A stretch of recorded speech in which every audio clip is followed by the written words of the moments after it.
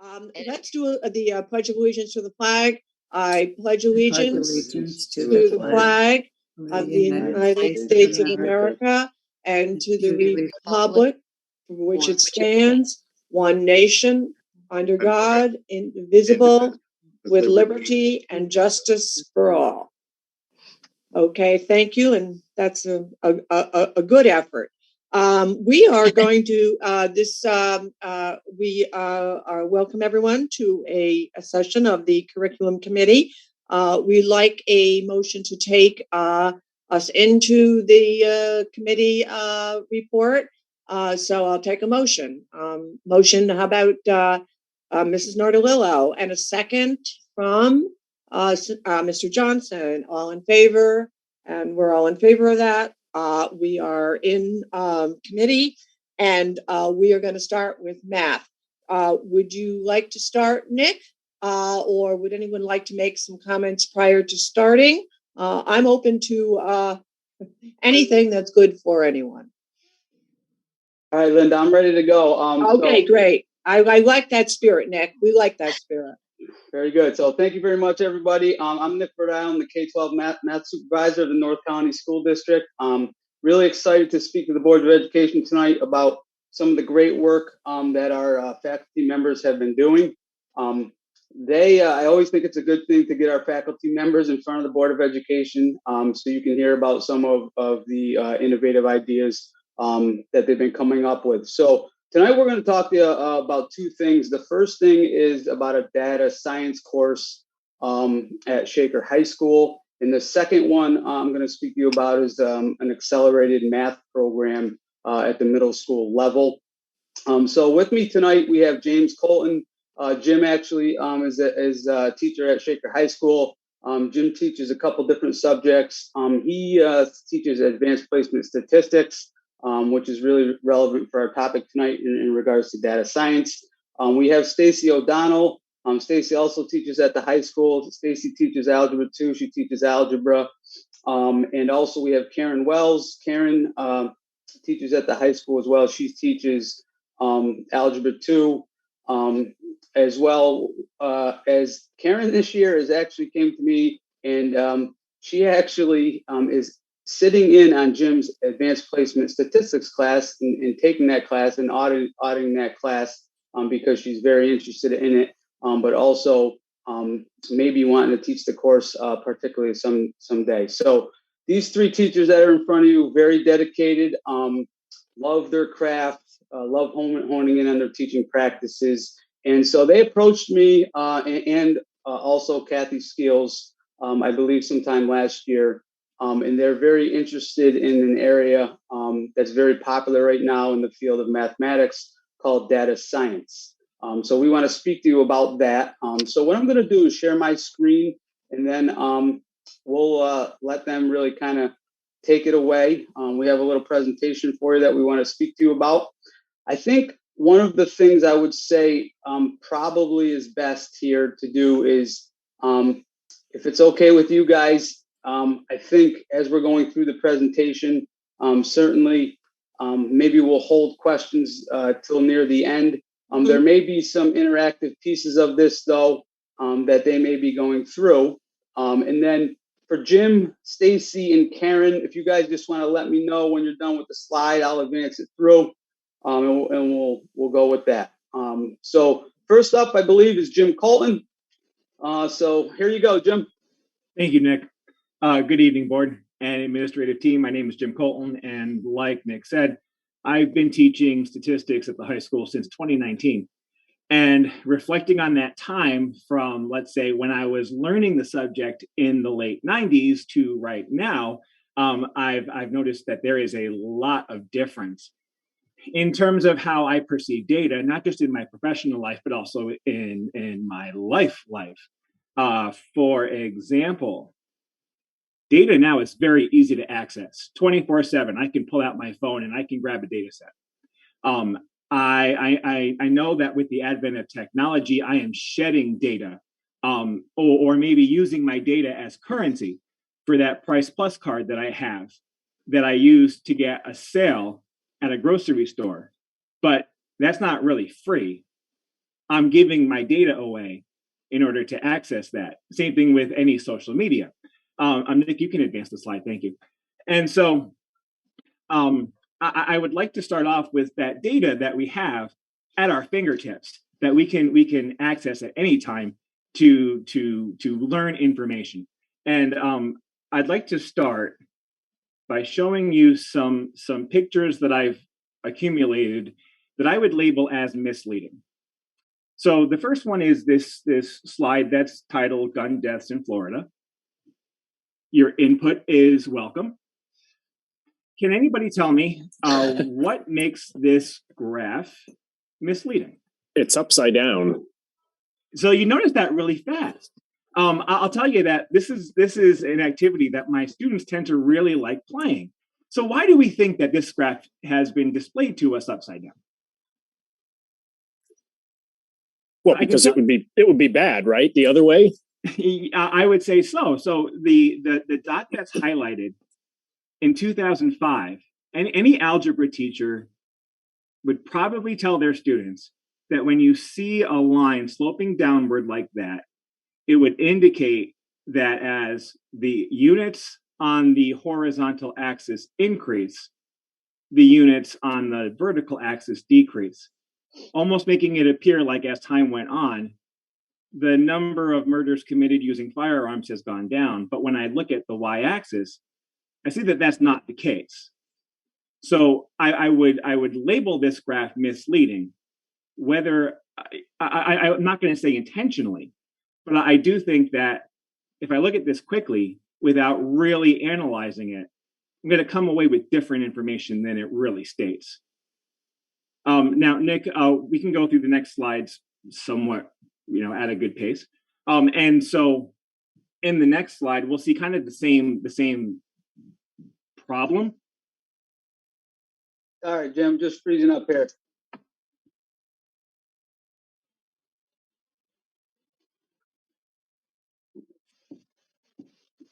And so we see that these bars, it makes it seem as though the higher bars should indicate more frequency, and yet those numbers on the top of each bar don't indicate that. So we have another instance of an upside down graph. So if I'm not looking at this carefully, I might walk away with some information contrary to what I actually should.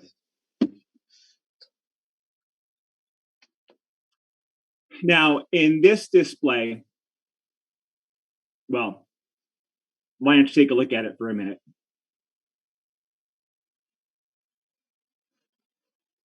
And if you notice on the vertical axis, towards the bottom, we see this jump of 30 units. But then towards the top, I see a jump of 50 units, which is problematic. That scale should be consistent throughout, so that when I'm looking at these individual dots, the distance from, say, the first two dots vertically have a different meaning than the distance from, let's say, those top dots vertically. And then in this picture, if you add up those percentages, you'll notice that they don't add up to 100%. And yet, the appropriate use of that particular graph would be to put everybody in a specific category. So with my training, I understand that those percentages on that graph indicate that there are people who are in overlapping categories. However, that picture should never be used unless each individual fits into only one of those categories. And then lastly, this is probably unintentional, but that ratio of 1/3 is not supported by that circle graph with that partition of a quarter of the circle. So when I'm looking at data, especially in a data display, I should be able to easily walk away with the intended information. And so now I'd like to show you a couple of graphs that actually do what they're supposed to do. Now, this next one that I pulled, this is from the latest Harvard Youth Poll, It's one of the polls I share with my students as current events. And this, from a statistics textbook, is doing what it's supposed to do. The vertical scale starts at 0 and then increases. The horizontal scale is well labeled. And so when I look at this, along with its title, I can get the impression that in that youth category, those who were polled feel like 45% of those polled feels like climate change has affected their community in the last 12 months. I can see that the larger proportion of Democrats have that feeling, and the smaller proportion of those who identify as Republican share that feeling. Now, I said that this was pretty much by the book kind of graphing. The next slide is very creative. This is not a graph that I would see in a standard stats textbook. So Stacy actually found this when we were doing our PD.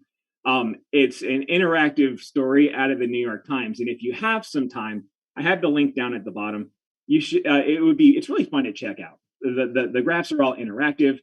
They did a very clever rating of each song, and they also color coded it by hits. And one of the statements that the article makes is that, let's say, in the 80s and 90s, there was a lot more variation in terms of the types of songs that were considered to be hits. Those are your pink and your purple graphs. The blue graphs indicate that there was much more similarity from one song to another. But the reason really why I'm showing you this is because it's not in my stats textbook.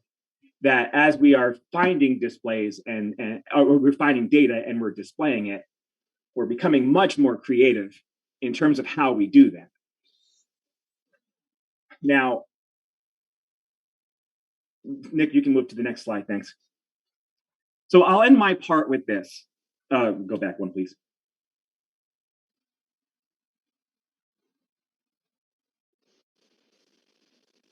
Our voices are amplified with social media. And in my social media, I do see a lot of data doubters.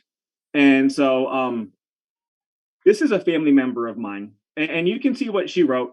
And in my opinion, just based on that statement, I don't exactly feel like she's looking for information. I feel like she's putting out her data doubting. But it also occurs to me that I think that the general population doesn't really have an understanding of how data is collected or analyzed. And this particular individual lives in Massachusetts.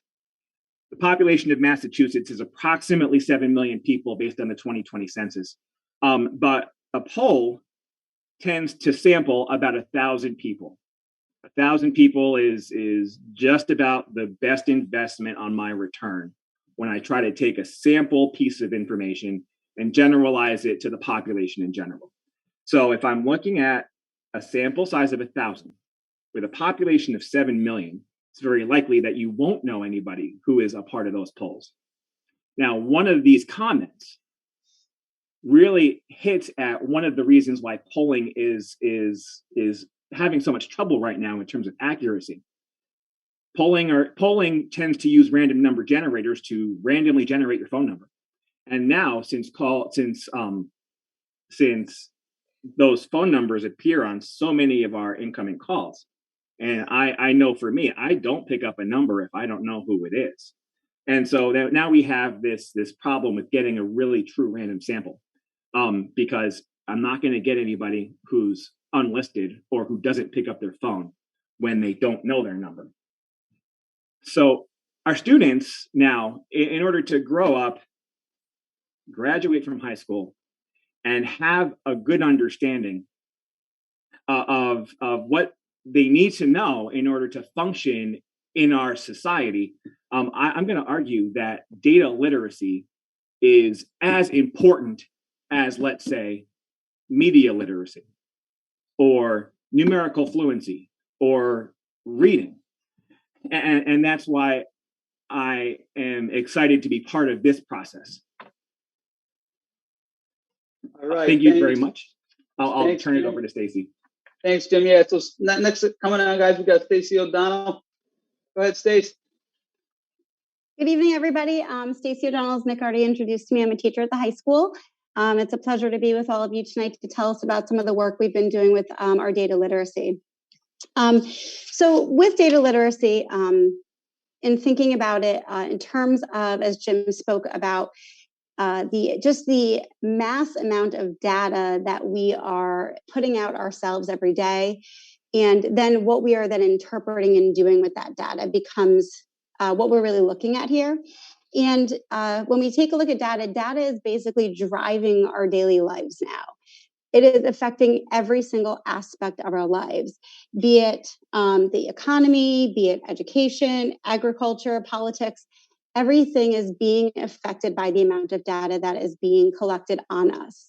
When we think of just the mass amount of data that has been collected on us on a daily basis, every second, every minute of the day, and what we're then going to be doing with that, you think of, your daily routines and how and when data would be collected on you. So I wake up, I check my email, I check the news, I check the weather. All of that is information that I'm giving out and putting out there. Apps are tracking me, what I'm looking at. From there, I go in, I turn some music on while I get ready. I listen to my Sonos and Spotify. I turn the heat up using my Nest thermometer. I get into my car. It tracks my location. It's tracking how fast I'm going. Everything is being recorded on me. And the amount of data that we are is being collected on us as individuals on a daily basis it's massive.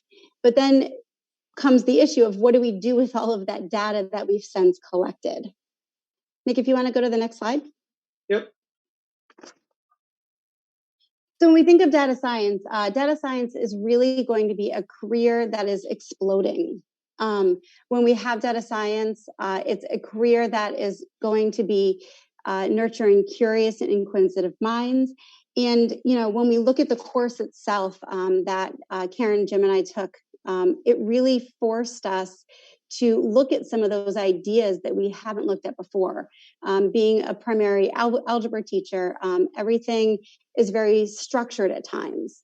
And data science is not that. What data science is it allows you to go outside of your comfort zone. There are several times in the course when we were taking it where, we had to code an equation to figure out how to solve an equation using coding or create an algorithm. We had to play with and interpret data, doing things out of the ordinary. And when we're looking at the careers that come with all of that data that we're collecting, we need to have something to do with it. And it's what we do with that data, and it's in those careers that is really the future and what we're preparing our students for. So this next slide really shows with the data science, all of the different occupations and how it's growing. And if you look, we see, statisticians are a 35.4% change projected. And then further down, we have data scientists, mathematical science, and other occupations. And that's really due to that explosion and just the demand and need to be able to analyze data and go through and look at everything that's coming out with all of the information.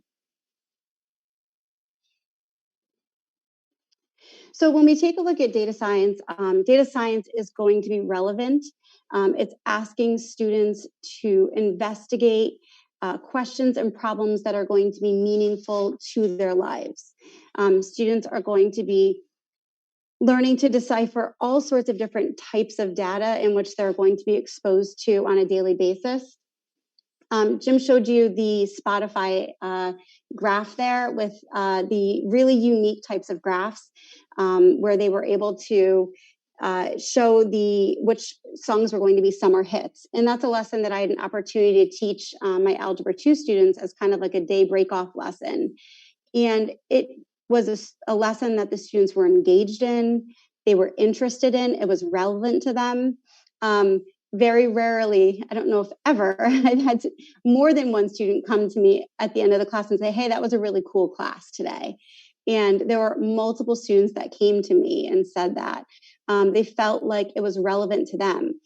They all understood Spotify, and to know how the data that they were seeing or the data that they were giving Spotify was being used, and how they were creating what songs they were going to see on their playlist next, and what songs, how songwriters were using all of the algorithms from Spotify to write their next big hit, and got into this idea of, not just, just the data mathematics of it, but then is that really art then? Are we turning into robotics, or is this really an art still of songwriting?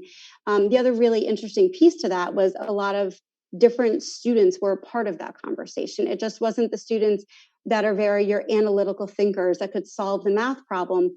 I had a lot of musicians that were chiming in, students that didn't generally speak up in class were really engaged and interested. I had a lot of art students that were focused in on the beauty of the graphs, and that was something that was really relevant and interesting to them.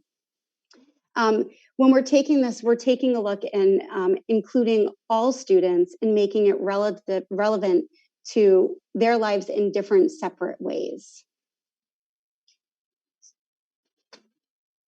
And we're doing this by really creating this student-centered learning environment.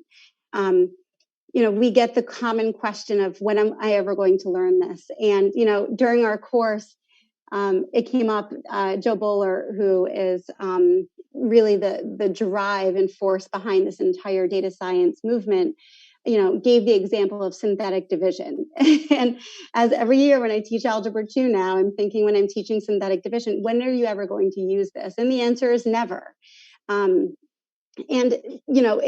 I understand why it's relevant and the building blocks to it, but to teach that to, a senior that might be in a stretch course when they're going to be using synthetic division, it's a tough conversation to have, other than because it's on the regents. And what this does is it really focuses the students on everything that they are interested in. One of the key aspects of this course and course design is it's around this loop of where the students come up with the question. They're coming up with what they're interested in. If they're interested in climate change, or they're interested in global hunger, or, population increasing or decreases, or music, or anything that they're interested in, they come up with the question. Once they have their question, they can then collect and consider the data that they want to find about their question. They come up with their method of collection. Are they polling students through a Google form? And within that, we're bringing in all sorts of other ideas related to the statistics of it. Like, how do you collect a good sample data, like Jim was talking about? What is that?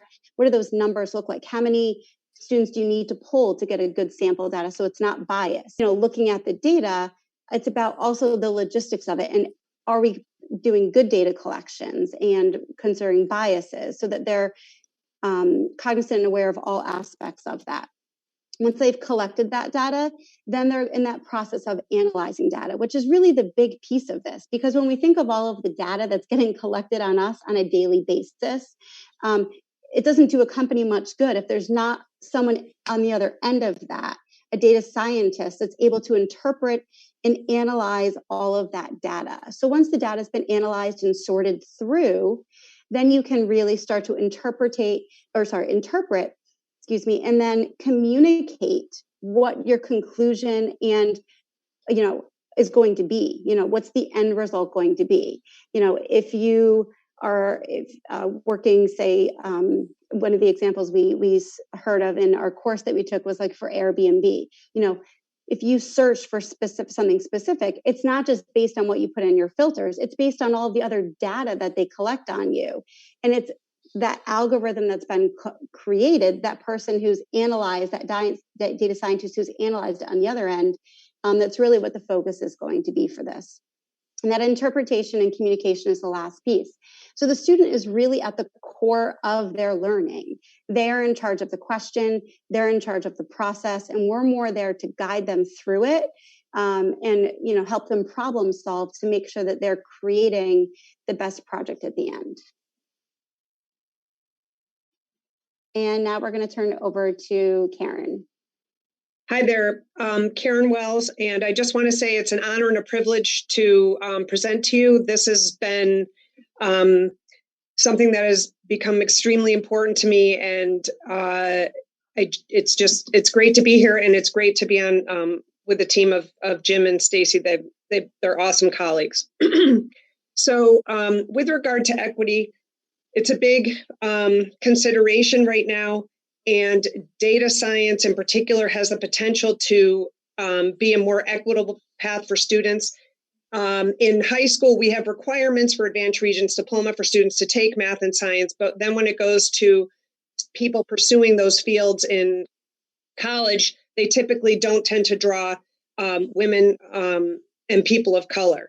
So if you think about the pictures of maybe some famous mathematicians, if you can picture them in your mind, not that you can picture them, but when we say things like de Moivre or Bernoulli, these are, excuse me, gentlemen, but old white guys. And they don't look like me.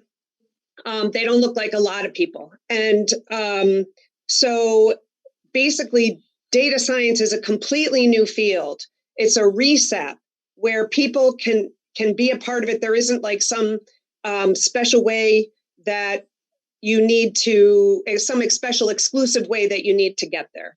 So this is creating a new path for students that is going to allow them to have access to math in which they can be successful and frankly useful.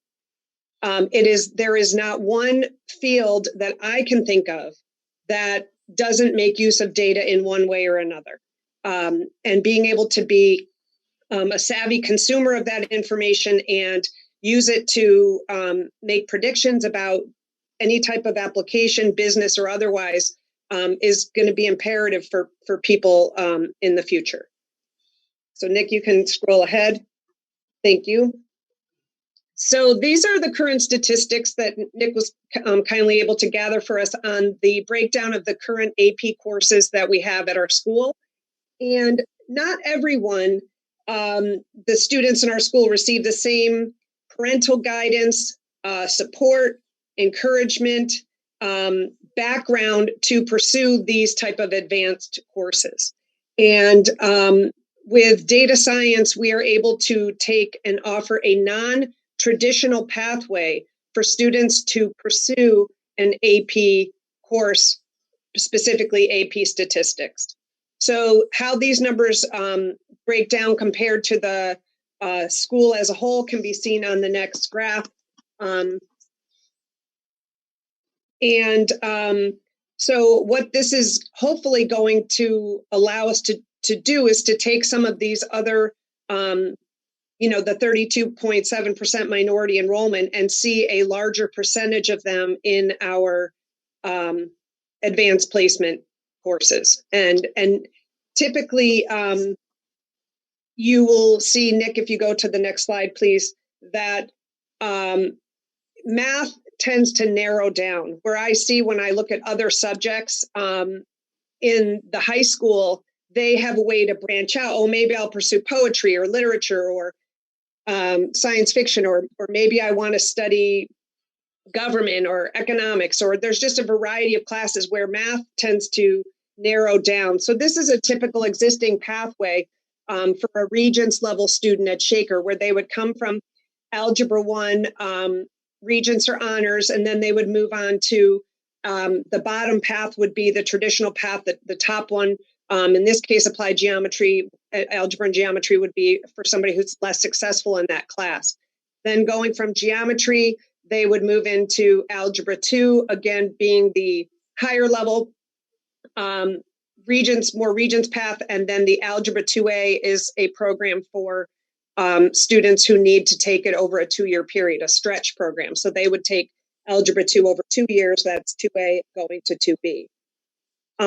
The Common Core Algebra 2 student then, either based on performance in that course, go to either pre-calculus and topics. And if students are accelerated, then they will go from pre-calculus into an AP statistics calculus. And in my AP stats class where I'm a student, there's a lot of people who are taking both AP stats and calculus. So Nick, if you show us the next slide, please. So this represents how we view data science can be implemented within the high school. That essentially, once you've completed Algebra 1, you are able to go into data science. And that, so it can happen at the lower bound, or it can happen after geometry, Algebra 2, that type of thing, all these different pathways. So it can happen at the top end, it can happen at the lower end of people's education. For us rolling out this program to Shaker High School students, we are looking at students generally coming from geometry. So they would pursue the first year of Algebra 1, then they would pursue geometry, and then they would move into data science from there is kind of the typical path that we see for at least rolling it out in the beginning. But the bottom line is there's lots of entry points here. It's not something that's, again, closing down, it's opening up pathways. And then I can just, if Nick, you can go to the last slide. Basically, the steps that we've been taking to hopefully get your approval to offer this class at Shaker High School is that Stacy mentioned we attended Stanford's 21st Century Learning online course. It was a 20 credit hour course, and we did that. It was self-paced, and the three of us worked together and collaborated on our learning. This past summer, Stacy and I had the opportunity to attend Stanford's data science virtual workshop, which covers units 1 through 4 of a curriculum that they are rolling out. They're going to be offering 5 through 8 in this summer coming up. As Nick mentioned, I'm auditing Jim's his AP statistics course currently. That has been a real eye-opener. It's been pretty amazing to be a student again, and I keep telling Jim I need to take it again because I realize how I'm really trying to solidify all this in my head. But anyway, it's been great, and we did go ahead and obtain NCAA approval, and I think it's noteworthy because I was working with Mike Bruni on this, and he said, you know, it can be a really long process. There can be a lot of things you might need to submit. You might need to submit that. You might need to submit this. So we ended up starting off at sort of the bottom line. We gave them the name of the course, and within 24 hours, we had approval. Just with the name of the course. So, so it's being recognized as something that is extremely important, which brings up another point, right? As offering another path for students, this does get them that NCAA credit, which can be really challenging for some students on a traditional path. And then most recently, UCLA is also offering a introduction to data science program. They came out with it a couple of years before Stanford. It was rolled out in LA to great success. And so we went and participated in that webinar to understand the differences between the two programs. And then my goal and my hope is that we can eventually petition the state ed to make this a alternate assessment for a Regents exam so that somebody could end up achieving an advanced Regents diploma. So in closing, I wanted to just mention that the Board of Regents has created a blue ribbon commission to review the state's high school graduation measures. And it was Chancellor Rosa's goal in 2019. And then because of COVID, things have been delayed. But there was in the state math group a call again for comments. And basically, if you read what they're saying, the commission's task is twofold. The first thing is that they say the system is not working for everyone, that it is not offering opportunities for our most vulnerable students, students of color, disabilities, ELL, and low-income students.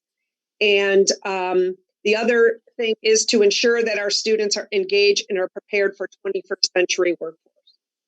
So I would say that this class meets both of those criteria. So thank you for your time.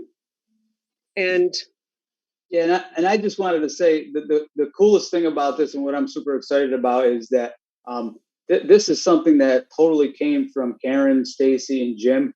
It came from them being curious. It came from them being interested in a topic, and they're lifelong learners. They always are coming to me with these ideas, and I'm the type of person to just sit back and not put a roadblock in the way and say, take off with it. And so they put a tremendous amount of work into this, as you can see, in terms of the classes that they've taken. They have an interest in it. And the best thing about it is it's really putting the student out there first, with their interests. It's very relevant. And in terms of mathematics, we need to increase the amount of relevance that students need. So we're really excited about it. And so we'll take any questions at this point right now, I think is the best thing before I talk to you about the Accelerated Math program. So any questions that you have, please feel free to go ahead and ask away. I just want to make one comment. So interestingly enough, when Karen first came to me, and she knows the story, about 2 weeks before, I had done a webinar on equity. And I had multiple different sessions that I could choose. And one was on equity in mathematics. And I was like, that's interesting. So let me look at this.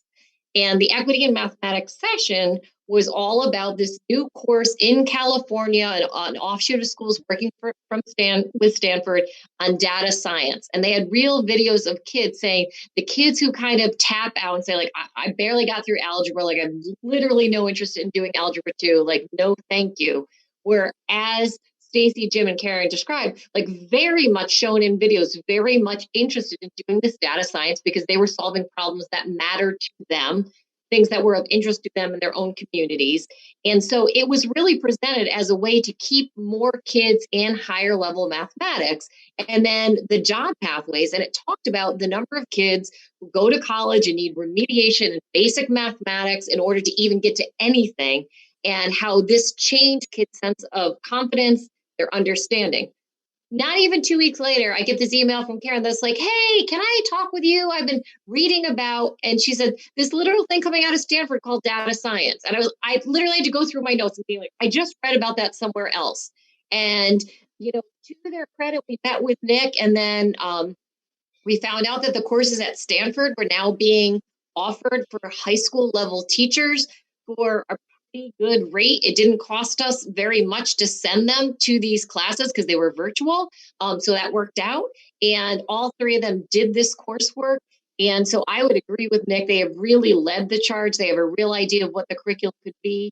Last year, they did a presentation for me and showed me some of the lessons they were doing with their classes and the level of engagement of kids in math that, some kids who just don't see themselves as math kids at all. So I do think this offers such potential. I would also say, to what Karen just ended on, we know this is where Commissioner Rosa is going. We know we're looking for schools that are being cutting edge, offering different things. I don't hear anybody else in the region really talking about this. So kudos to them for leading this charge. And I think it becomes an opportunity. And we wanted to be able to share this with you so that in March, when we get to that point in budget meetings, we could present a new program request.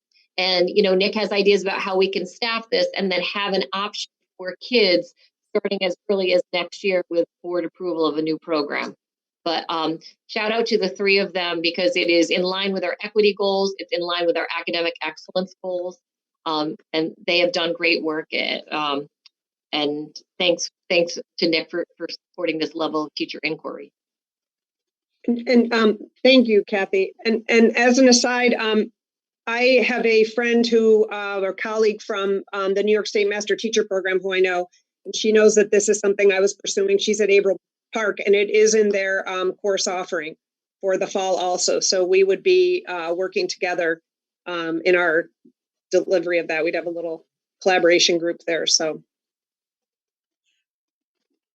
Yeah, the one thing I want to share with the board too is I know this is a very popular thing. Sometimes you see it in the news right now in regards to some parents coming out saying that, or also some higher level professors saying that some high schools are trying to basically get rid of some upper level math courses. That's not what this is. This is an alternative pathway for students. So again, we are continuing to offer the same programs that we always have. This is just an alternative pathway, again, as Karen spoke to again, try to get more students interested, engaged in higher level mathematics, particularly into the advanced placement statistics program, where they can, again, find success and also find a career where they can be successful and for their whole life. Yeah, go ahead, Mary. You gotta unmute, Mary.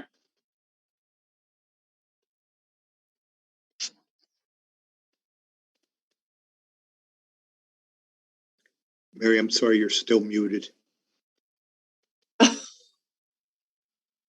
Maybe I'll have to call Well, her. now you're going to hear me and probably Coda. Sorry about that in advance. I just wanted to say, I think any opportunity that opens the door for more students, especially in math, is great. I also believe this is really important information that students need to be aware of when they're interpreting information from the internet. I think the way it's gathered is important. So I think this sounds like a really good plan, and I am interested in hearing more about this as things go on. So thank you. No problem. Go ahead, Sam. Yeah, I'll agree with Mary. I think this is a fantastic proposal for a variety of reasons. But I want to ask a couple of questions. What kind of math are you actually teaching or plan on teaching in this course? And how does that overlap with what might have been covered in other subjects or might be covered again in the AP Stats course or things like that? So it's going to involve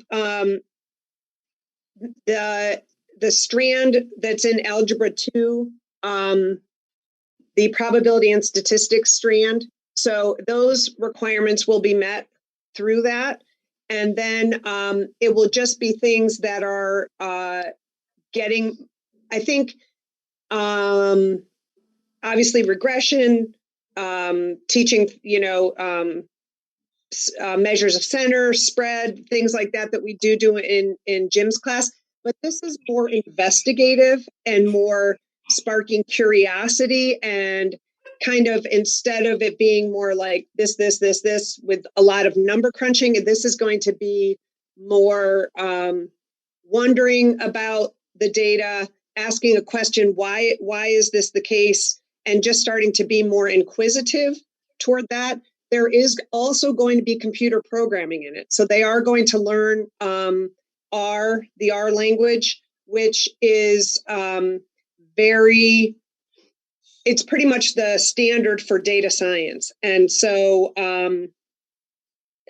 that's something that they will be taught, that, because basically to just teach them about data that just fits in an Excel spreadsheet is not really allowing them to flex their skills, appropriately. So they really need to have access to that. And that is something that is included in the program, that we'll be introducing. The other thing is they're going to learn how to not only analyze the data, but learn how to create a story about it, right? Why is this of interest? And so one of the things that we were looking at when we were studying the data, and it's about heart rate and longevity of animals. And so that was one of the examples of one of the units a section of one of the units in the Stanford class. And basically we went online because everything as I started doing this, I'm like, I don't know about this. What about this? And it drives your curiosity. It's letting you be fresh and open your mind and be inquisitive about this. And then I went, and they were talking about hello, fellow learners out there. We need people to gather data for us. If you can come up with any other animals and any information that you can scour, please, send it to our website. It's live. And I think it's really just teaching those skills like regression analysis or measures of spread or that type of thing, because they need it to understand it, not because we're just saying, here's a formula, memorize this. Their need for the math is going to be driven by their questions that they generate. So, but I think that it's going to involve, again, computer programming. It's going to involve definitely hitting the statistics and probability portion. And there will be definitely some overlap with Jim's course, but not as extensively as obviously he goes into it. And I think his thing is more, Jim, would you say more, I don't want to say rulesy, but more, here's the data, here's the analysis, these are the assumptions you have to make. It's very more prescriptive, I think. I would agree with that. It's certainly academic and linear in its flow, because it is not necessarily, it's coming from the perspective of, I'm curious about a question from the population, so let me grab a sample to answer that question, which is different from data analysis, in that in data science, I think the perspective more is, I have all this data, what can I learn from it? So, I mean, part of what drives the question is, I worry is too strong. My concern would be that there are a lot of sort of elementary mistakes that can be made, or people make a bad assumption based on insufficient understanding of the underlying mathematics. So particularly if you talk about something like measures of center and you're looking at an arithmetic mean, it's not going to tell the whole story. And are they going to know that maybe median or geometric mean is going to provide a better option, right? So without knowledge of the fact that geometric mean exists as a measure of center, you don't know to question whether this is correct or not. And so I like that I'm hearing that the goal is to get them to the point where they need the math, so that they're motivated to learn it. But I just want to make sure that the underlying rigor is there, so that they're getting the tools they need and know to, because all of us know, high school students especially, and young college students are at that point where they don't know what they don't know, right? And this field is incredibly broad and deep, and it's our job to sort of give them the push in the right direction so that they can go more than just scratching the surface. And I say this as from the perspective of somebody who not that long ago was convinced that I knew everything and there was nothing more to learn, that I couldn't figure out for myself. And you're so sure of it. And so my concern would be that, are we set up to be rigorous enough to give them that push to make them challenge themselves, because we're trying to reach out to those students for whom math is uncomfortable. But that doesn't mean that the math isn't important. It just means we have to, help them understand that they are capable of doing it and that it is useful and exciting to them. But I don't think that means that we should, that we shouldn't be rigorous in our application of the underlying math. So that was the motivation behind the question. I think the rigor will be there, and I think especially coming out of Stanford and UCLA, they are they're making sure the math is solid. Okay. And your concern gets at my stake in this game. If this class is going to feed into AP statistics, there are things that I want them to know when they walk into my room. Because that issue of which measure of center is best, that gets at a bigger picture of what does this data's distribution look like. And then based on the shape, I might choose mean over median. like that gets at why we hear so much about, like, say, median income or median household prices as opposed to the arithmetic mean. And so that really does get at why I'm in this collaboration. When I sat down in the beginning of this collaboration and I put together my wish list, here are all the things I wish my students knew before they came to me, and compared that against the Stanford curriculum at the time.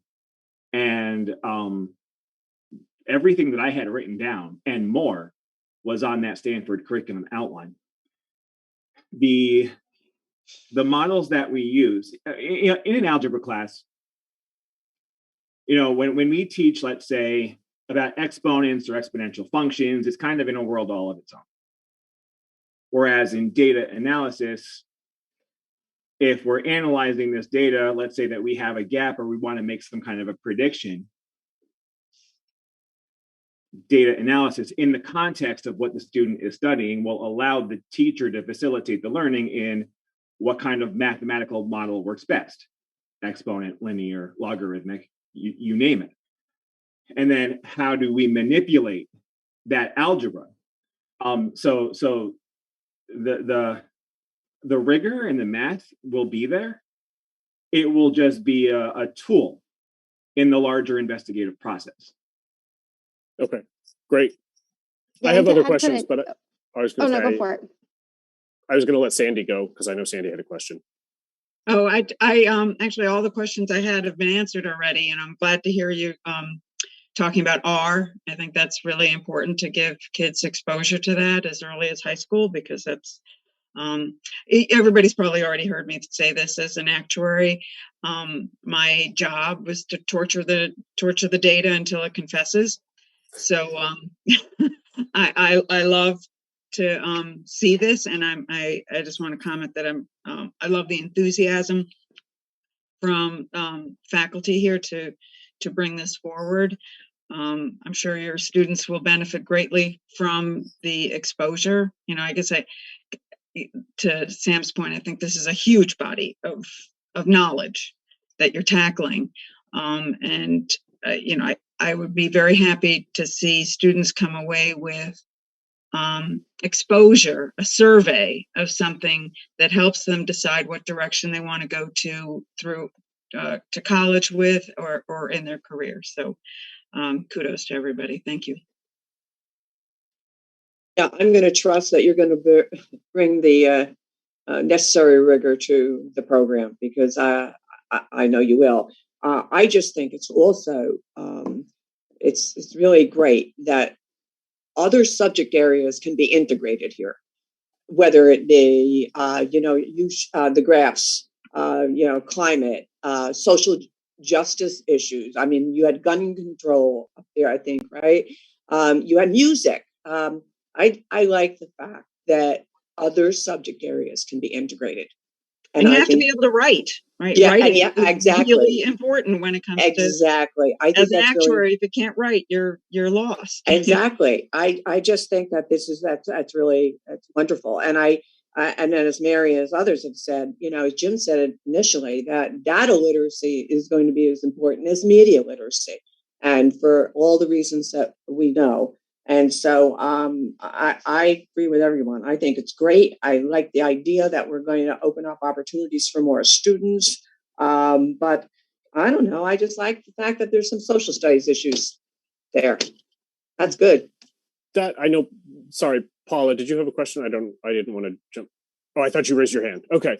So Linda, actually that ties in very nicely to my next question, which is looking down the road, let's say this is the success that we all hope it will be, and trust that it will be. What's the next step in terms of integrating pieces of this into the other classes that we teach? I mean, to some extent, we're going to be guided by what we're required to do by the state, and by what is available. But at the end of the day, and I don't remember, one of you said this, it might have been Stacy, that you can't do social studies anymore without math. Right. You have to be able to look at the data, and that's going to be true for most things. So are we looking at ways we can take the knowledge that the faculty are going to acquire to put this course together and spread that through the other departments as well? I mean, that wouldn't be something we would do this year, but like over the next 5 or 10 years, I think that's something that would be worth pursuing. Yeah, Sam. I mean, I think that's probably the direction that we would head, is to take a look at engaging activities that we can do to work with other subject areas. So yeah, that's probably definitely an area we want to head in. We have our work out in front of us still right now. Getting this, that's where our head is right now, just in terms of getting this up and running, and getting students enrolled in the course next year. And it's going to be a process. Just anytime we come up with a new program, it's going to be a process. We'll have to evaluate. We'll learn, see how kids are doing. See how our instructors are doing, and then make some changes when we need to. And I would also say, Sam, next month in February, you're going to see English and social studies here talking about the work that we've done in critical media literacy. So we've got data literacy coming on this front. We've got media literacy. You're going to see next from the scientists when they do their presentations. We've been talking a lot about the overlap and the thinking skills across these courses, which is lining up nicely with this timing of this new Regents Commission that Karen talked about. I mean, they really are looking at a different kind of high school exit exam and how you actually graduate from high school. So I think with each of these individually, we've got some really good kind of starts when I think we're way ahead of where the commission thinks we need to be, which is great because I think it really does help us to see the ways courses are integrated and don't exist in these silos anymore. When you ask the question of the data, and then as Sandy said, when you have to present the answer to, like, all of these skills are actually starting to overlap. And to me, as I start to see what each discipline is doing, there's some real excitement there for what that could translate to for what ultimate high school kind of keystone projects could look like for all kinds of kids. Or capstone, sorry, not keystone, capstone. So I just want to get one more question, and this should be quick. And this is really from my own understanding. When you talk about Ncaa approval, is that the athletic organization? They have to sign off on high school classes now? They sign off, Sam, go ahead, Nick.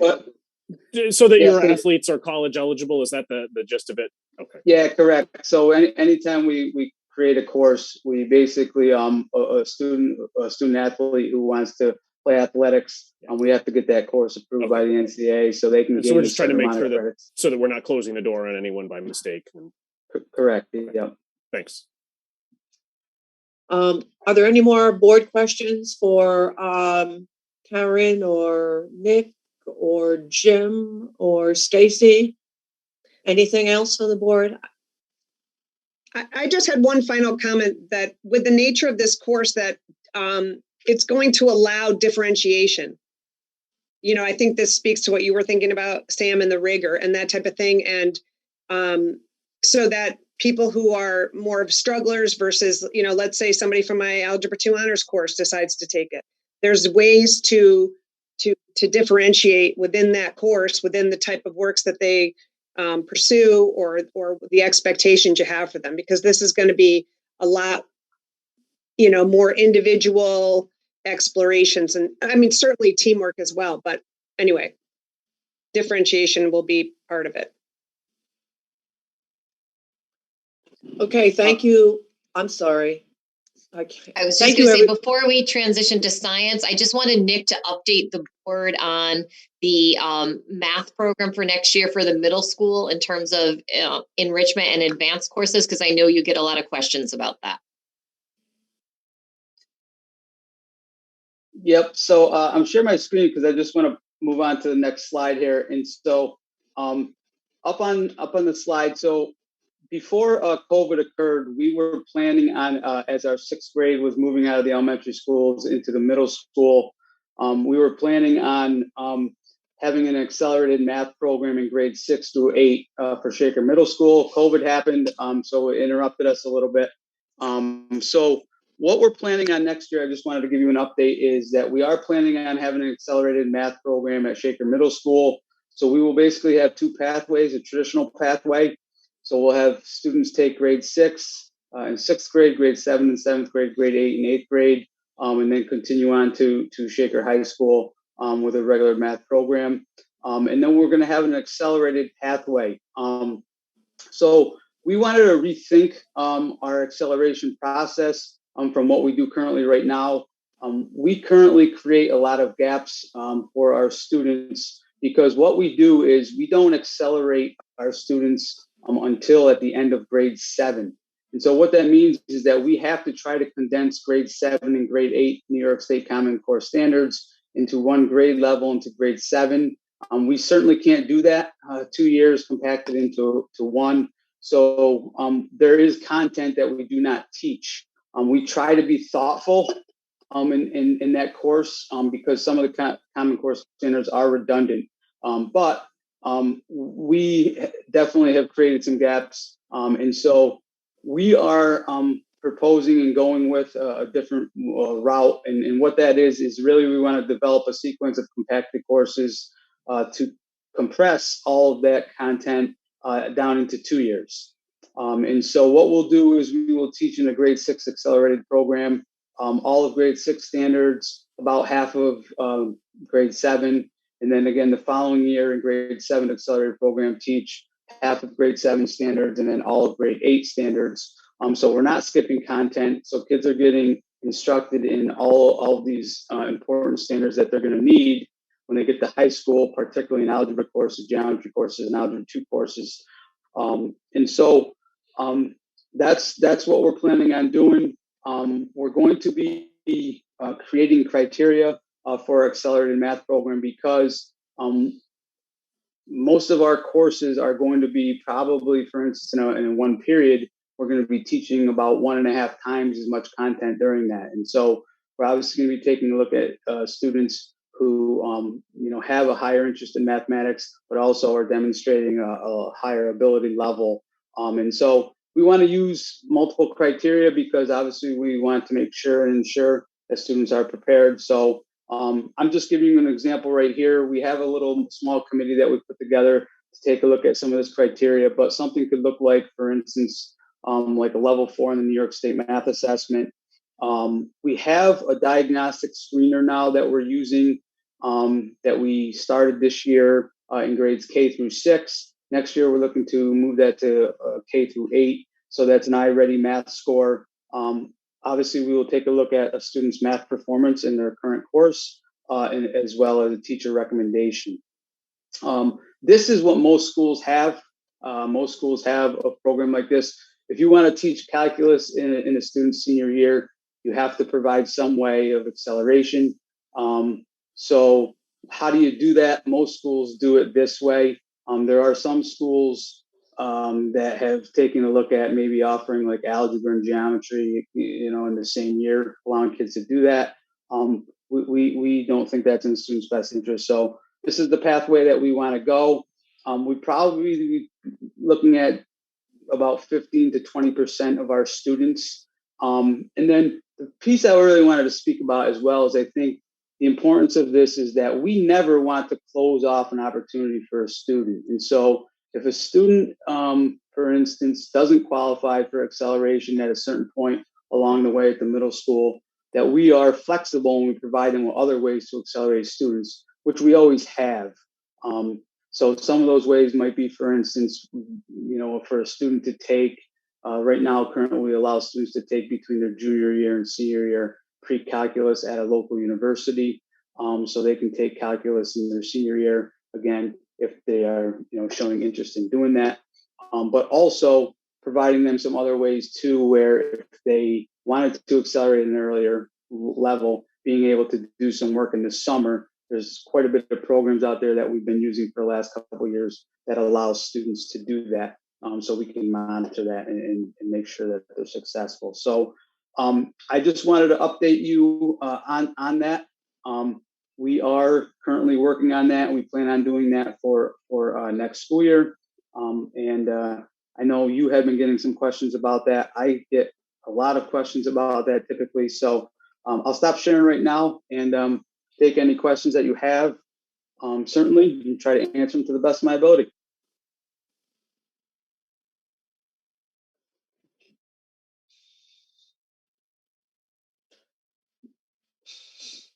Nick, I have one question. Yeah. Just if I heard you right, that would mean we'd have to get someone in that sequence in 6th grade, correct? You couldn't come in or change path at 7th? You certainly could, Brian. I would say, like I said, you certainly could. I think it would create some difficulty, particularly, necessarily, particularly for a student. But, because again, coming in grade 7, they're going to be missing, a good amount of content, for sure. So, I think it's one of those things where we certainly could try to provide them with some instruction over the summer. And what I mean by that is there are some programs where a child can do that and self-study on their own, if they're interested, and then allowing them to then be able to go into that course. But, again, I think that flexibility, is really, really important for us. I was just going to say it's going to be kind of hard to lean on those New York State assessments in terms of criteria, considering the fact that the numbers of students has been certainly taking those tests has been, in decline because of the pandemic. I just want to mention that, and Linda, that's something that obviously we thought of. We obviously thought about, and so we know, and I know all that data. So that's something like there's an opt-out, right? So if the kid doesn't take it, so then you go to the next thing on the list, which would be like, for instance, the iReady math score. The iReady math score, they'll be given in the spring. That's a solid assessment that's given to millions of students over throughout the country, and so we'll be able to take a look at multiple data points to identify students at that point. I mean, the other thing too is we have typically a waiver process. So really, if a child in a family is showing interest and demonstrating interest, we have conversations about it. We're very reasonable. I know you have conversations with people, and we all appreciate that. And obviously, you've thought of everything. My comment was not intended to point out a deficiency in your thinking about the program. So, in terms of we're in need of it. I just wanted to say to people, so for instance, we gave an iReady test this year to 6th grade students. We have over 80 students that on that test scored in a mid-6th level already. They haven't even been instructed on the standards. We have students that are ready. Just like we have musicians and artists and people that are into athletics, students and athletics, we have kids that are interested in mathematics and they study on their own and they're really into problem solving. And so, we have students that are ready for it. So we want to provide an opportunity for them. Is it going to be possible to onboard new students from other districts? This kind of builds on what Mr. Deneen asked. Like if we have a new student, we always 7th or 8th grade. Yes, and we're all, anytime we get a new student from another district, it's one of the things we're trying to figure out is in terms of what their math ability is.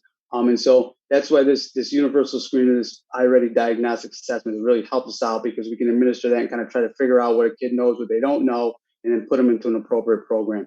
Okay. Any other board questions for Nick? I don't hear any. Okay, thank you. Thank you to you and everyone else, your staff, again, Karen and Stacy and Jim, we appreciate it. We really, it's a very good presentation. Thank you so much. Thanks, guys. Thank you. Mm-hmm.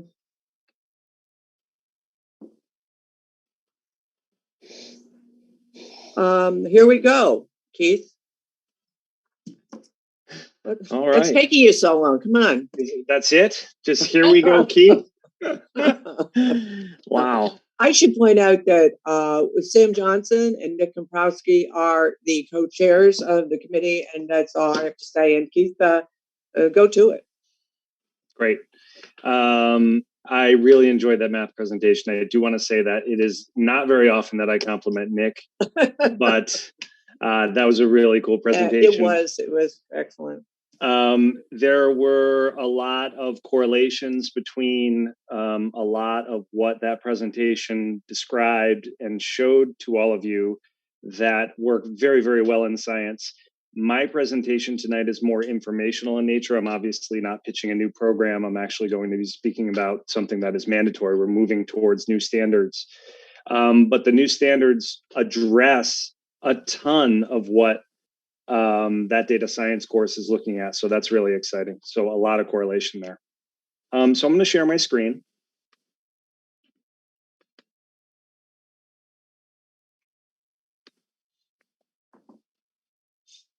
And I'm going to move Linda Harrison around so I can give you the full slideshow here. Certainly can do anything you need to do. Thank you, Linda.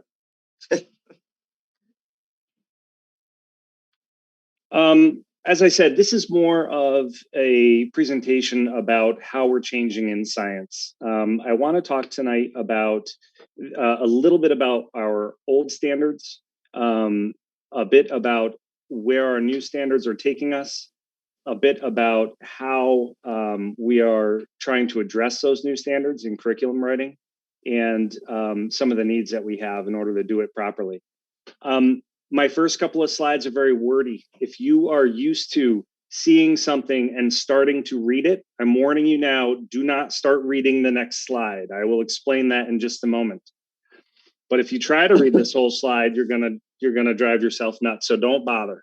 I just want to call your attention to about 8 words on this slide, and that's it. These are the old MST standards. These are the standards that were introduced in 1996, and the standards that we are still using today in many of our upper level courses. We have, in fact, transitioned to our next generation science standards at some grade levels, but not all of our grade levels. Our upper grade levels have been delayed. And so I'm showing you 2 of 7 actual new standards. This is standard number 1 for the living environment, which is our biology course.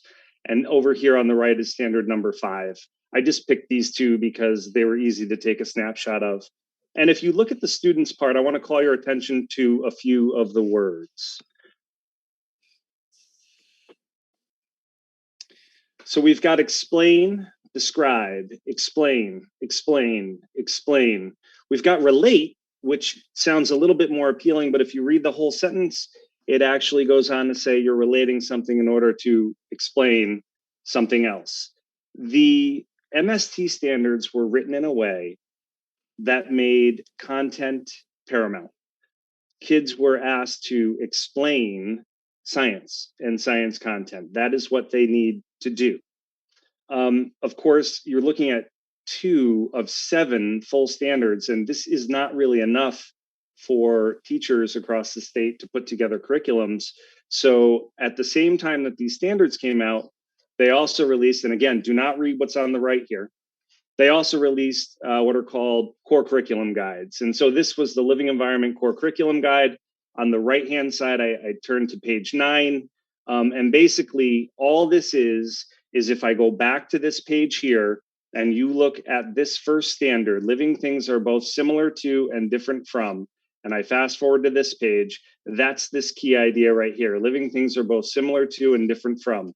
And if I go back and show you this first bullet, explain how diversity of populations, blah, blah, blah, that is right down here. Explain how diversity of populations within ecosystems, blah, blah, blah. What happened was the MST core curriculum guides essentially broke out more content. So in other words, in order for a student to explain this line, they're expected to know all of the major understandings beneath it. Again, reinforcing content, reinforcing science knowledge, and reinforcing essentially memorization. I'm going to show you 3 new standards from our next generation of science standards next.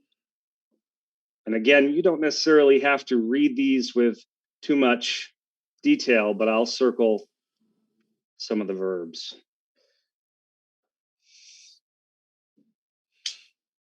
Mm-hmm.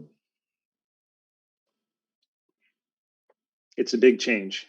Mm-hmm. The standards are written in such a way where the skills are coming forward now. They used to be written in a way where the skills were not really forward. And so teachers had to part of the art of writing curriculum is finding ways to keep kids engaged, keep the skill work coming, keep them interested in learning about science content. But it wasn't necessarily written perfectly directly into the standards that they were working from. Now, in the future, with the new standards, it is written directly into every single standard.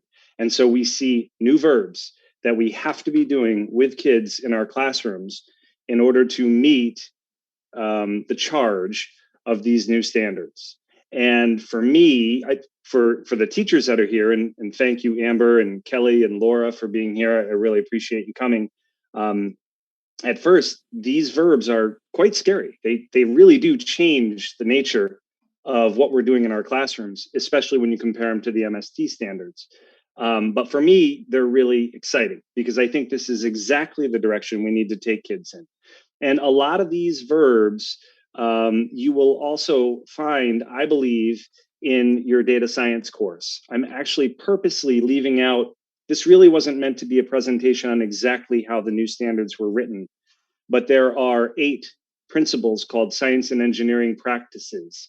And I will tell you that while the math team was presenting, I looked at all of them and 6 of the 8 fit directly into their class, which is stunning. So the correlations that we have with some of these things and some other courses is very high. And by the way, none of these verbs, they're found in science standards, but they are not exclusive to science. These are certainly, we can design things in other classes or evaluate things in other classes. We do not have the exclusive right on these verbs. However, we are now looking at these verbs in science very, very carefully and very, very intentionally, I think is the right word. So if we talk about old versus new, this is a rudimentary, kind of comparison, if you will. MST thinking is about knowing stuff. And if all of you think back to your science courses, you really did have to know a lot of stuff. Now, teachers were very good at making you learn it or asking you to learn it in fun ways, hands-on materials, those types of things. But at the end of the day, you really just have to know stuff. You have to memorize stuff and you have to be able to explain stuff. And often that's on a test. And that's how our New York State Regents exams typically go. And so you rinse and repeat. Now you rinse and repeat within a course. And you also rinse and repeat between courses, because once you're done with biology, you move on to earth and space science. And guess what? You have to know a lot of that stuff too. In the new standards, which this acronym is short for New York State Pre-K through 12 Science Learning Standards. It was a great name. They did that's I don't know who named it, but that's what they thought would be a great acronym. But in these new standards, you have skills. And so students are now learning skills with intention in their class.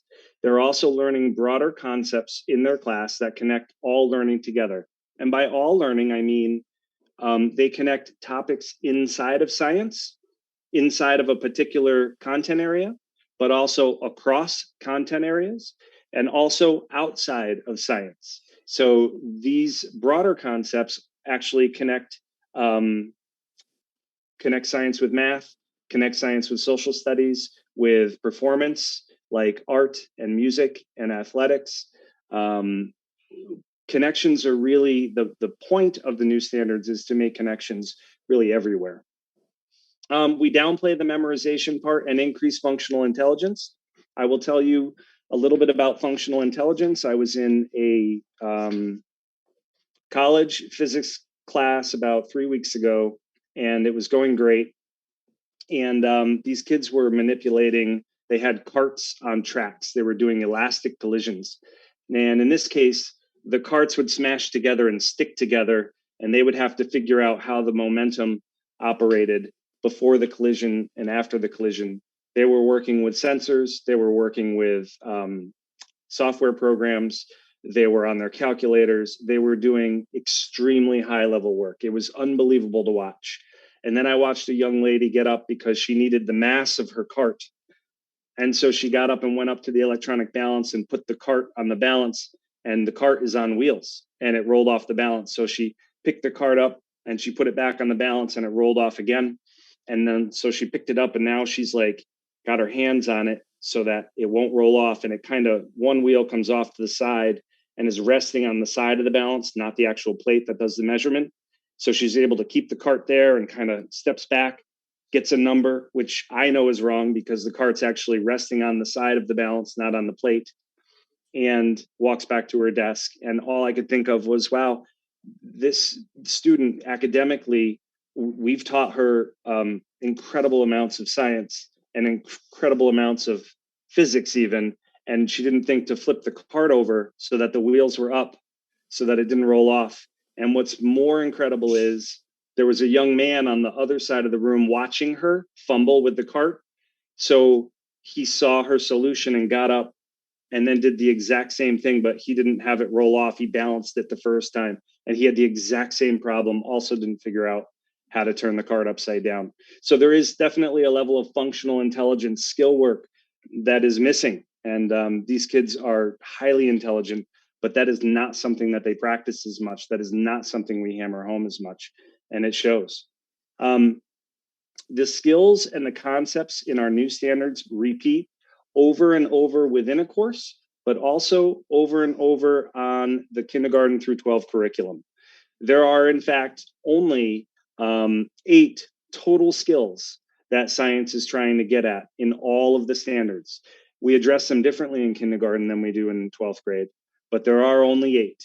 And for the broader concepts, these are called cross-cutting concepts, there are only 7. And we continually go over them and over them and over them K-12. And so the content becomes the means to an end. The content is a third of what we're doing in science now. The other third are these broader concepts called cross-cutting skills or cross-cutting concepts. And then the skill part, which is called the science and engineering practices.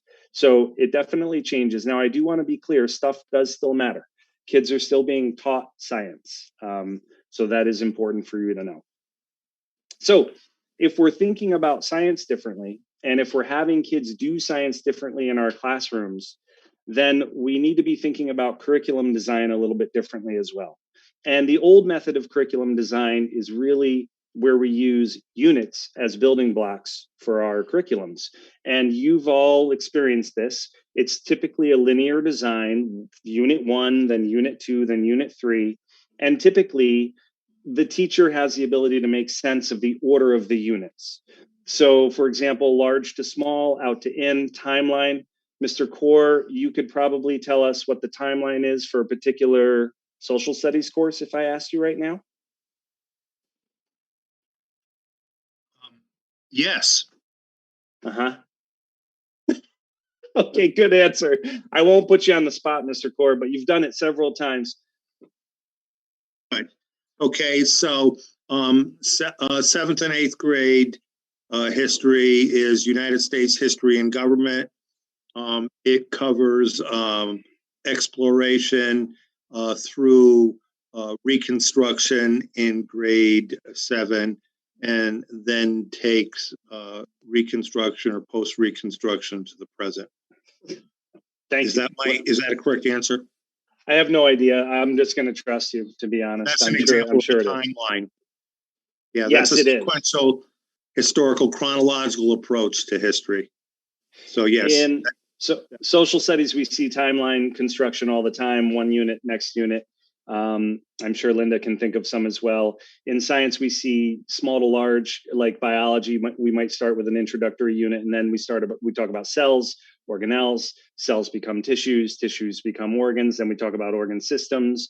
Then we do a unit on each of the systems, and so on and so forth. Out to in Earth and space science. Laura is here. She could tell you that we can start a program talking about the universe and then working our way in closer to Earth and then talking about Earth systems. So there are typical ways that we build curriculums that are on sort of a linear progression that makes sense, certainly to the teacher. And then it's part of the teacher's work to try to make that linear progression make sense to the kids. And I'm sure there are other examples. The new method, though, a method that we are looking at now as we work towards the new standards, is what's called a storyline method. And this is very, very different than unit progression, linear unit progression. Now the storylines become the building blocks of our curriculums. A storyline is really like a theme, if you will, and it is a theme that a teacher can use to have available to them a variety of questions, often questions that are thought of by kids, believe it or not, and kind of curated by the teachers. But the series of questions can lead to figuring things out, making sense of the world that they're in. And so what you can do then is you can, by answering a particular question that you have or that students have, you can start to dabble in multiple units, traditional units, all at the same time. And I'll show you an example of that in just a moment. Storylines certainly encourage multiple units at once, but the big deal is that storylines are different because they promote problem solving. In fact, they're built around problem solving and sense making. And sense making is my favorite two words. If we could boil education down into two words, it's really sense making. It doesn't matter if I'm talking about science, which by the way does not have the exclusive to sense making, social studies, English, art, anything, current events, you name it. Sense making is what we're trying to do in school, and sense making is what we're trying to do in life. The whole point of the data science presentation tonight was to try to make sense of what they're trying to do and have the board make sense of what they're trying to accomplish so that they can improve it. Sense making is what we do in this world. And so storylining is really about promoting sense making, encouraging sense making, and designing curriculum around sense making all the time. The kids are always trying to solve some sort of problem, and that leads to the development of functional intelligence. And it also leads to the development of fact-based intelligence, the stuff, at the same time. And so let me just show you a quick example of this. Kelly Ryan, if she's still here, I can't see if she's still around, but she'll know what she's looking at here. The good news is storylining is very, very new. It's new to the whole country. And it started when the next generation science standards were actually designed and written. And so there aren't a lot of states that have really taken it to high levels yet, but Illinois is one of those states. Illinois was an early adopter of the next generation of science standards. And so they've done a lot of work on storylining. And so this is actually an Illinois storyline that we're using as a pilot in our biology classrooms. Kelly Ryan is one of the teachers that's actually doing it, one of 3 teachers at the high school that's actually doing it. And so all I want you to look at here is these 6 storylines. You don't need to know what they are, but African, disease, homeostasis, penguin, melanin, and dog. Those 6 storylines replace an entire biology curriculum. So no longer do we have a unit like transport, nutrition, respiration, photosynthesis. You remember the units in biology probably. We now have 6 storylines that replace those units. And so this next slide is very intimidating. Don't get intimidated. What I want you to notice here is the colors. You have like orange, pinkish, purple, blue, and so on. You should not be able to read this, and that's not the point of this slide. What I'm trying to show you here is that the 6 colors that you saw on the previous slide here match the colors here. So the Africa storyline is in fact orange, the homeostasis storyline is blue, and so on and so forth. And so what I want to do is I want to zoom into the Africa storyline. Now you can read it a little bit. You'll notice immediately everything goes to a question. We are always trying to solve a problem when we're using storylining for curriculum development. So question number 1 was, why do some animals live in groups? And some of the things that we can get at to answer that question in this particular storyline, energy, cost analysis, prides, relatedness between populations.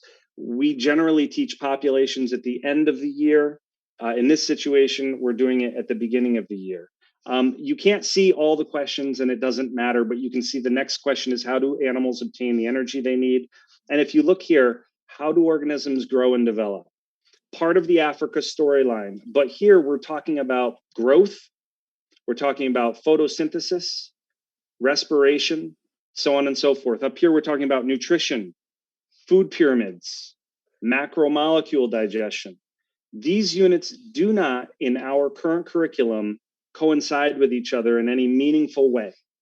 They are at various times of the year. For example, food web design and energy pyramid construction. We do that at the end of the year when we're talking about our ecology unit.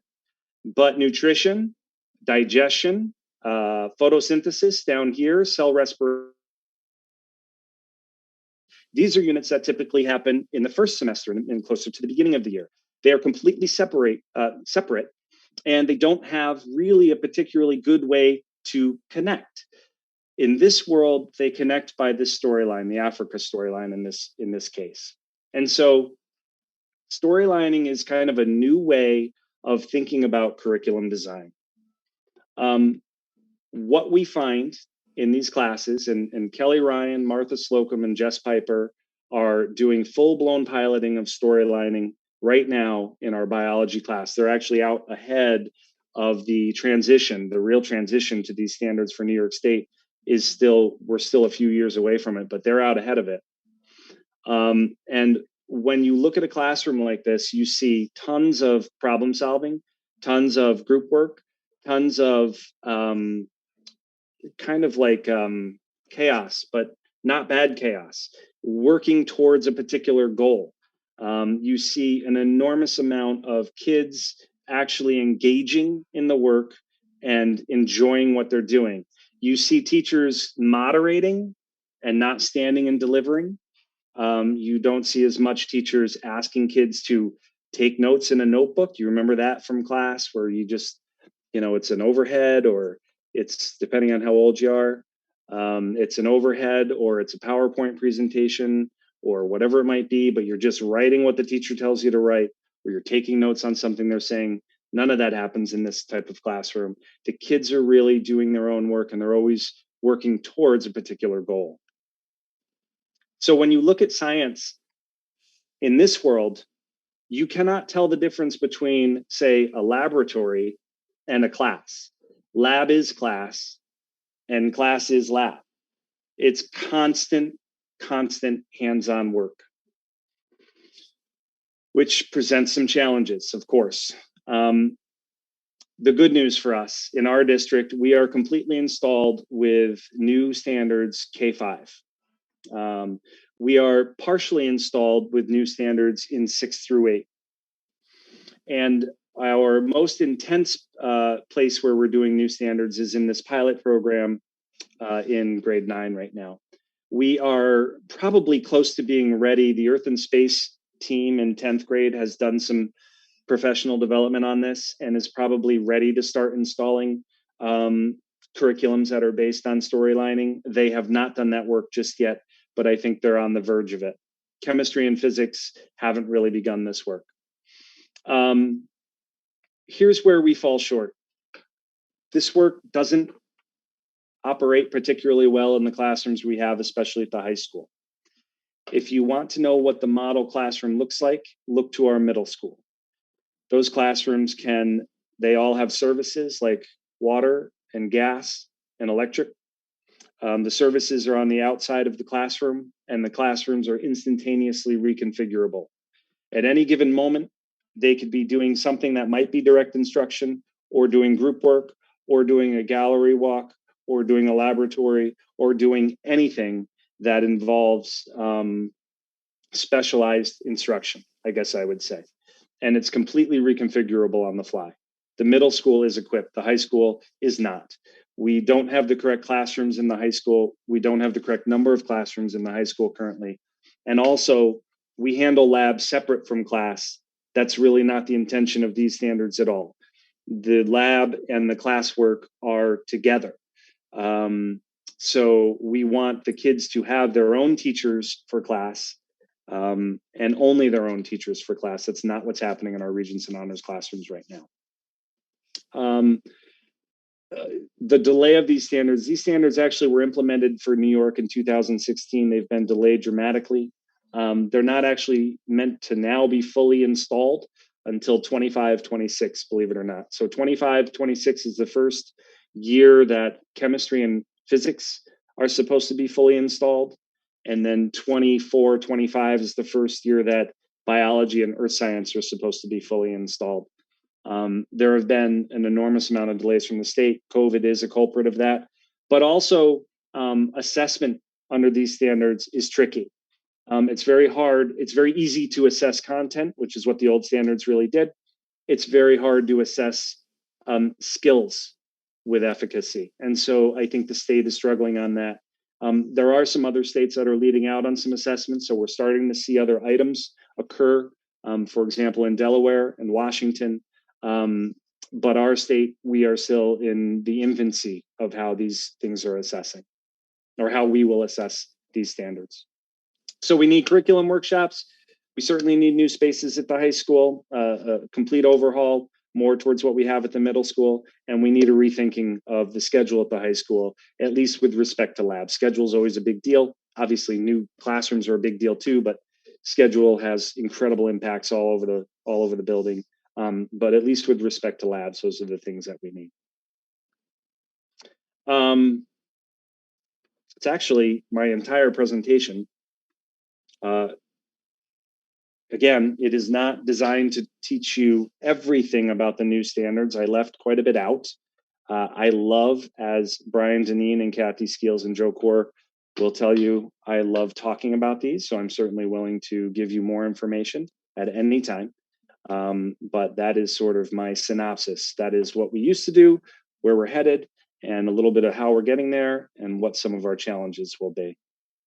And I'm curious if Kelly or Amber or Laura are interested in chiming in and adding anything. And I guess certainly you don't have to, but if there's something that's on your mind that I missed, that'd be great. I wouldn't mind saying something. That's great. Your time's up, Kelly. Sorry.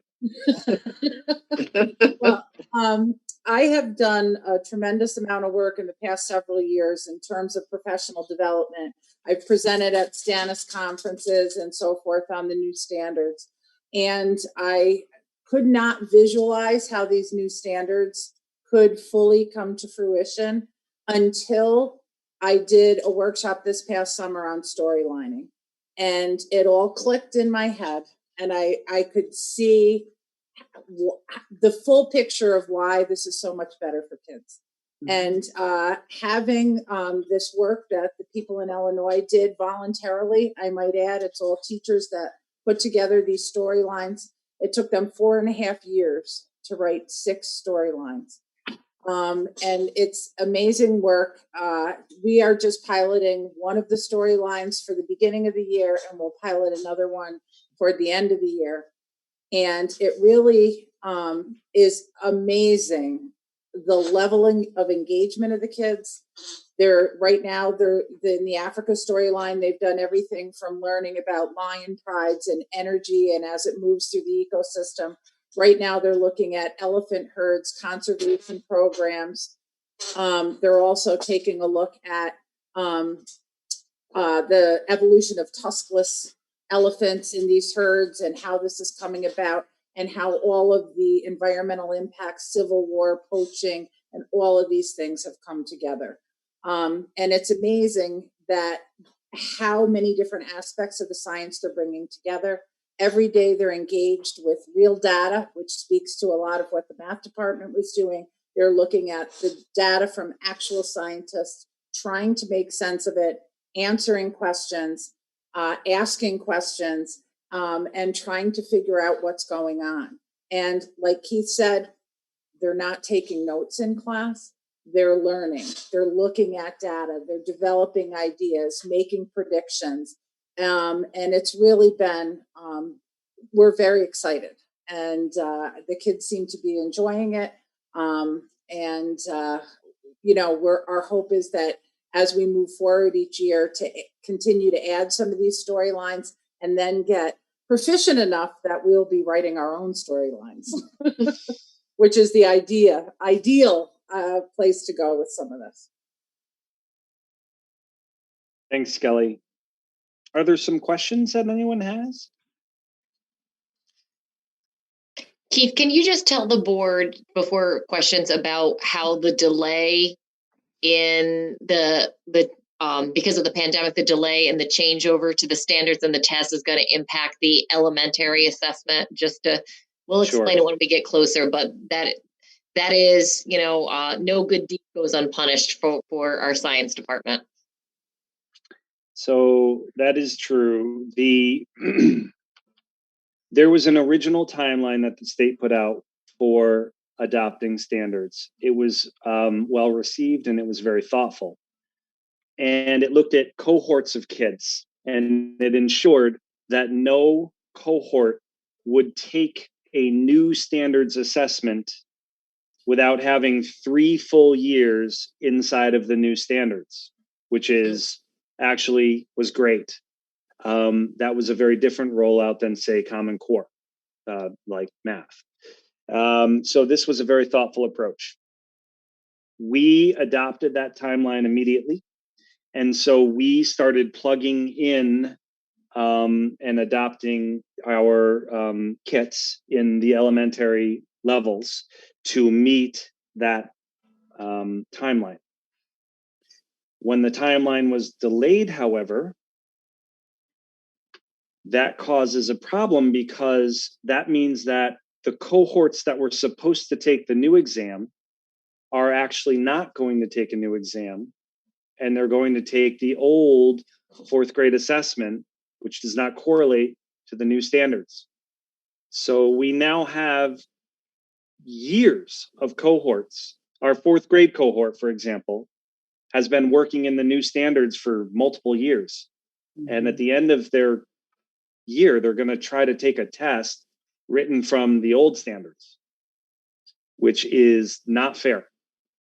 On top of that, the last year's state exam had parts, because of this blurriness, had parts of what is typically taught in 5th grade on the 4th grade assessment, which is a mess. So we're going to continue to have this problem for our 4th grade assessment again this year, and for our 8th grade assessment. And in fact, that's why 6 through 8 is not fully adopted the new standards, because our 8th grade assessment and our Earth and Space Regents exam are still MST exams. So what they're doing instead is they're doing materials that are based on new standards. They're not curriculum designing using storylining like our pilot program at the high school is. They're in fact infusing new standards-based activities, if you will, into the curriculum to sort of get the kids going on that. But they're also sticking with some of the old stuff as well in an attempt to try to serve both. And it's a mess. It is a mess. So, yeah. So thanks for bringing that up, Kathy. I'm glad we said that. I think the fallout of that might be that we have, there's potential that our assessment results in 4th grade and 8th grade are going to be a little bit rough until they, in fact, bring in these new tests. Mary had a question. Actually, my question had to do with the newer standards being used at the elementary school and what that would mean for the assessment. Mm-hmm. You said we're using the new standards kindergarten through 5th grade. Is that correct? That is correct. Okay, and that's where one of my questions. The other one, I just would like to say it's good to see a positive change and something that's impactful to our students in a great way from State Education Department. Mm-hmm. I'm really happy about that, and I like the idea of the connections. Keith, how many science rooms do we have at the high school currently? Do you know an idea of the number of classrooms we have? And actually, my question is, more importantly, how many do we need at the high school? Because I'm sure we're going to need more than we have. We need more than we have. Mm-hmm. Science is a content area that shares every space, with the exception of, I can think of perhaps 3 science teachers that don't have to share their space. That's not necessarily true in other content areas. Mm-hmm. So we have 24 science teachers, and I would say 21 of them are sharing their spaces with other teachers. When I wrote the proposal for our new classrooms for the first bond that did not pass, I believe I was at 21 spaces. I do not think we need to go one-to-one necessarily, because there are natural places where we may be able to share things, but it would be very close to one-to-one. One-to-one is kind of the dream, quite frankly. But it would be close to one-to-one. So at that time we had 24 teachers, and I think I was looking for 21 classrooms. Okay. However, Mary, I do want to say that it's probably smart to reevaluate those numbers. That's kind of an idea of my memory from years ago when I wrote it into a memo, which those memos started in 2013. So it's probably smart for me to, revisit those numbers. I guess I would say one-to-one is the dream. I don't think we need close to one-to-one, but not necessarily one-to-one. Can I add a comment? Yeah. I think maybe I could be wrong, but less of an issue is the number of rooms, but the functionality of the rooms. Mm-hmm. I agree. So the rooms right now are vastly in rows of desks. Mm-hmm. And of course, that is not. So if you were to look in Kelly Ryan's classroom or Jess Piper, she is turning her desks all the time. This methodology is extremely collaborative, I think is safe to say, Kelly. And so they're constantly turning their desks and forming different groups. Jess Piper has told me that she has moved kids' seats around several times already. Kelly may have also, because one of the goals is collaboration is one of the skills. And so one of the goals is to get kids working with different kids. So they're in different proximities all the time. So rows of desks is not the way we need to go. The functionality of the rooms is certainly a major issue. Yeah. Well, we have time because we will have to go back out to the public. Yep. So. Yeah, that is a great point, Mary. And in the not too distant future, we're also going to be talking about the building condition survey. Right. So I think, we would want to be wanting to take a look at another bond issue and also focus on the high school and in looking to the future, incorporate some of those, that work that we would need in the area of science, in the area of the art spaces and the music spaces and just some of the overall renovation of the high school. We were saying back in 2015 and 2016 that it was an old tired building. Yes. And we've made some modest improvements there, but we still need to address that. And that was our intention originally in 2016. Yeah. And we knew in 2017 that we would be back here now. Yes. Yeah, I guess I had a question, and maybe it's been answered, but just to make sure I understand, in the high school now, are there currently classroom spaces for science and lab spaces for science? That's correct. Okay, so what we're talking about here, and maybe there's a silver lining in that we didn't, that high school renovation hasn't already taken place, and we have a bond to go to in the future, and that what we need in the future is a classroom space that is a lab, and yes. And every classroom has to be a lab. Okay. Yeah, as a matter of fact, you can name them whatever you want. Every classroom could be called a lab. It will be. They are not. You cannot differentiate one from the other. Okay. Good. Well, yeah, and then I was just going to ask about when the first bond went down, we pulled out the high school and planned to go back to that. And I was kind of curious about when that would happen, but it sounds like Joe said it's nearing in the future. Yeah, I think, we had to get through One. this work and this work was pretty consuming, but I echo your sentiment there, Sandy. I mean, it was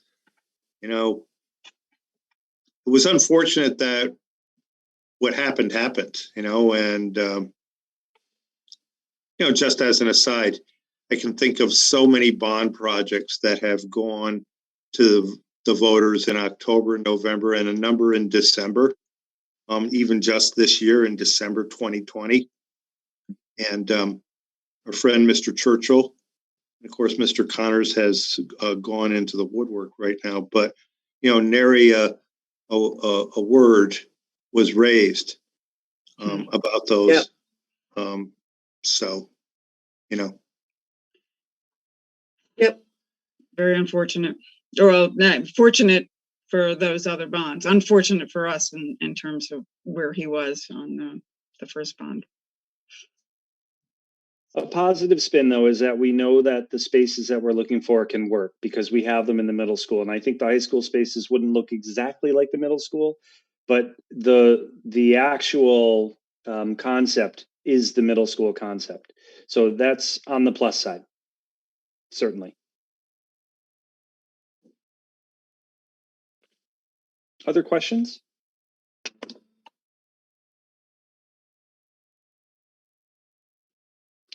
Okay, thank you. Thank you.